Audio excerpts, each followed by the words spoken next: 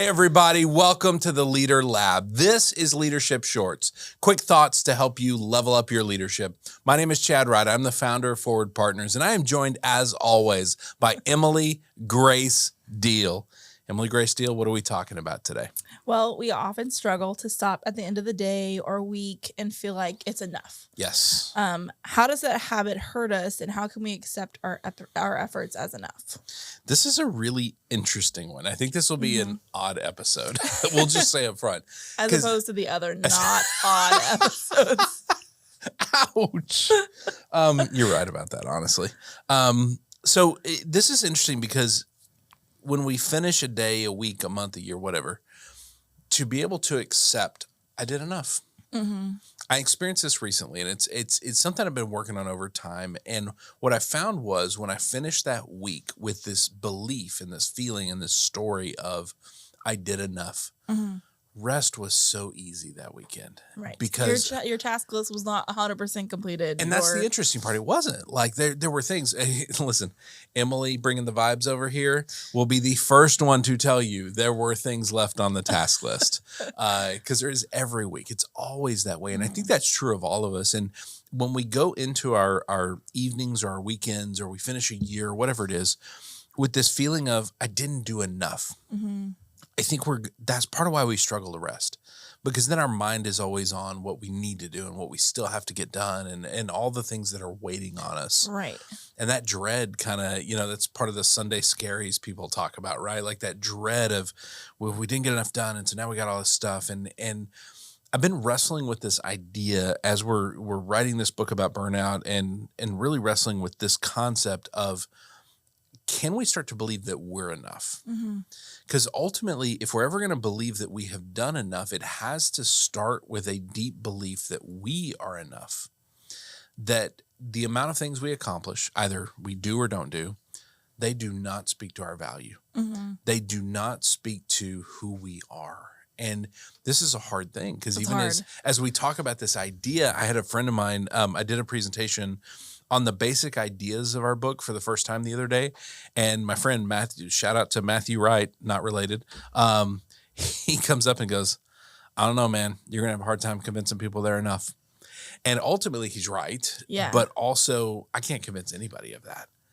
We have to ultimately come to that belief. Right. Because if we don't believe we're enough, we try to prove it with productivity. We try to prove it with success. And I don't think we'll ever do enough or achieve enough to actually feel like we're enough. I don't think that amount exists.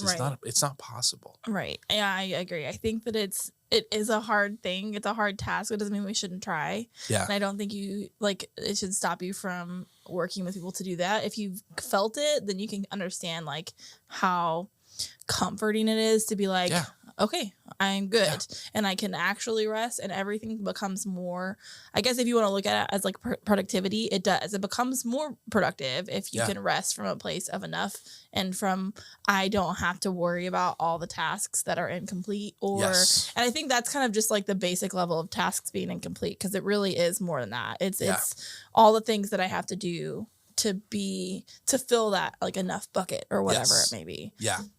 Well, and if you're coming from the place of being enough, you're then able to properly judge whether or not what you've done is enough, right? Because you're not trying to prove that you're enough. And so you're going to do what you need to, you're going to do what you can, right? But you're not necessarily going to get all of it done. And that's okay, because it doesn't affect you in terms of who you are. And a lot of this goes to our identity and what we believe about ourselves. And we live in a world that teaches us we're not enough, right? Everything tells us you got to climb, you got to do, you got to achieve, you got to have all these things. If you don't have these things, then there's something wrong with you. Because if we don't believe we're enough, ultimately what I think we do believe is that we're broken or that we're lacking somehow. And that's a story, ultimately. And if the story in our head is that we are lacking or we are broken, everything after that is to try to prove we're not, or sometimes darkly to punish ourselves for being broken. Right. And so the things we say yes to, if they're dictated by, I think I'm not enough or I think I'm broken, are the things we say yes to actually going to be as good as if we said yes to them because we said, I'm enough, and I'm not letting that dictate whether I say yes or no. I'm saying yes because I want to. Right. That's probably part of the reason we feel like saying yes to everything, because It we is. should help. 100%. It's why we always have the image of the person holding the boulder up, right? It's why the boulder is often as big as it is, because we've been taught that strength is, the bigger it is, the stronger you are. The bigger it is, the more successful you are. Mm-hmm. And if you have what it takes to push that up the hill, you're fine. You're Right. good. Right. Because if we say no, then that's just confirming the story of we're not enough. It's confirming We're that we're not not doing enough. enough. Yes. And what it ends up happening with that is we say yes to a lot of the wrong things. Mm-hmm. And what that does is crowd out space for the right things. Right. For the things that will actually help us build the future we want and create what we want. Right. And I think of being enough, that I've been thinking a lot about this concept, and a lot of it's tied ultimately to, can we experience unconditional love? What does that look like? Because when you Mm-hmm. experience unconditional love, that's the place where you know you don't have to earn it. There's nothing you can do to actually go earn this. Yeah. And it's given because you're enough, just Yeah. as you are, as you sit. Not when you get better, you'll get it, or when you accomplish a thing, you'll get it. It's just You right just now. get it. Mm-hmm. And at the base level, we've talked about this concept and how do you experience unconditional love? And there's lots of different ways. Some people through faith, some people through family. At the base level, if you ever want to experience unconditional love, go buy a dog. Yeah. Like, dogs are fascinating in that they just want to love you. And I think they're these creatures who are, I think their whole purpose is just to show us what that's like. Yeah. And I always use the example of my dog, London. It doesn't matter if I've been gone 5 minutes or 5 days. The reaction is exactly so happy the to same. see you. She is bouncing around that house, and she will not stop bouncing until I hold her. Yeah. And once I hold her, she just wants to kind of snuggle and be petted, and she just loves me. Mm-hmm. And it's such this, there's nothing I do to earn that, right? If I forget to feed her, that doesn't fade. If I make her, go do something, go outside when it's cold and go to the bathroom, it doesn't change that. She still loves me. And so this concept of accepting that we're enough, the way I'm kind of viewing it right now is it's kind of like this rocket pack that we need to keep strapped on. Because when we come from a place of enough, it provides this energy and this drive, and I'm enough. And because of that, I don't need to prove anything. Also makes it pretty cool. It does make it really cool, right? It's like a Rocketeer, which is a great movie, by the way. It provides this energy and this drive and this motivation to not go prove that I'm enough, but to go do what I want to in order to serve other people. Right. And we're able to serve in a way that is not about me at all. It's actually about other people. But we have to stay strapped into that rocket pack. And the way I think about it a lot is, moment to moment, we can go from I'm enough to, something made me feel like I'm not.